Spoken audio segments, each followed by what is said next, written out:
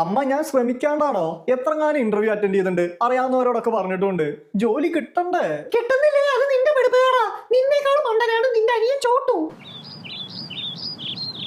അവനടക്കം ജോലി കിട്ടി.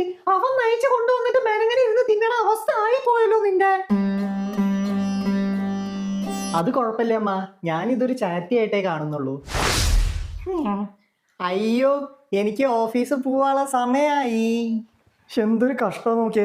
ജോലി ഇല്ലാത്തവന് അകത്തിരിക്കാനും പറ്റൂല, പുറത്തിറങ്ങാനും പറ്റൂല, എല്ലായിടത്തും വിവേചനം. വിവേചിക്കുമ്പോഴാ ജോലിയില്ലേ പട്ടിക്ക് പോലും നിന്റെ പുല്ല് വില കാണില്ല. അല്ല, ഒരു കെട്ട് പുല്ലിന് പോലും ഉണ്ടാവും നിന്നേക്കാള് വില. ഫോൺ വിളിച്ചാൽ കാശ് കളയാ. ഇത് ഇങ്ങോട്ട് വരുന്ന കോളാ, കാശ് പോവില്ല. വിളിക്കുന്ന ആളുടെ കാശ് കളയുന്നുണ്ടല്ലോ. ഇത് വാട്സാപ്പ് കോളാണ്. അപ്പൊ ഇവിടുത്തെ വൈഫൈയുടെ എം ബി ചുമ്മാ കളഞ്ഞു തീർക്ക്. ഞാൻ ഇവിടുത്തെ വൈഫൈ ഒന്നും കണക്ട് ചെയ്തിട്ടില്ല, ഇതിന്റെ മൊബൈൽ ഡാറ്റ. അത് റീചാർജ് ചെയ്തത് ഇവിടുത്തെ കാശ് കൊണ്ടല്ലേ. എല്ലാം നശിപ്പിക്കും. എന്റെ പൊന്നേ. ഹലോ അളിയാ, പറയടാ.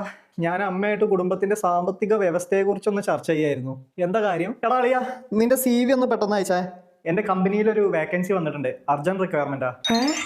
അളിയാ ശരിക്കും? താങ്ക്സ് ഡാ, താങ്ക് യു സോ മച്ച്. ഞാൻ എപ്പോഴാണ് ഇന്റർവ്യൂവിന് വരണ്ടേ?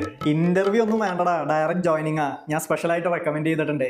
50K പെർ മന്ത് സ്റ്റാർട്ടിങ്ങിൽ കിട്ടും, പിന്നെ നിന്റെ കഴിവ് പോലെ. അളിയാ എങ്ങനെ നന്ദി പറയേണ്ടതെന്ന് അറിയില്ലടാ, കാരണം ഞാൻ അങ്ങനത്തെ ഒരു സിറ്റുവേഷനിലാ. ഇത് ശരിക്കും എനിക്കൊരു കച്ചിത്തുരുമ്പാ.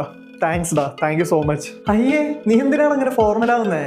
നിന്റെ അവസ്ഥയൊക്കെ എനിക്കറിയാം. ഉറ്റ സുഹൃത്തിനെ എന്നെ കൊണ്ടാവുന്ന ഒരു സഹായം, അത്രേ ഉള്ളൂ. പിന്നെ നമ്മളൊക്കെ എന്തിനാളിയാ ഫ്രണ്ട്സാന്ന് പറഞ്ഞ് നടക്കുന്നേ. ഞാൻ നാളെ തന്നെ വന്ന് ജോയിൻ ചെയ്യട്ടടാ. നാളെ വേണ്ടടാ, 2 ദിവസം കൂടെ കഴിഞ്ഞിട്ട് മതി. അപ്പോഴേ ഞാൻ ഇവിടുന്ന് ഇറങ്ങുള്ളൂ.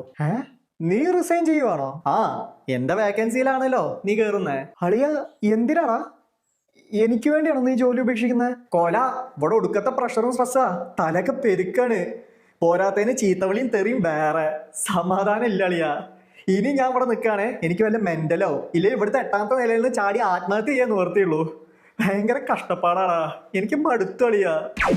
അട ഗൊമ്മാലെ, നീ മറ്റന്നാ തന്നെ വന്ന് ജോയിൻ ചെയ്യണം കേട്ടോടാ, അല്ലെങ്കിൽ ഇറങ്ങാൻ പറ്റില്ല. നീ ഉറ്റ സുഹൃത്തല്ലടാ, ചെറ്റ സുഹൃത്താടാ, ചെറ്റേ.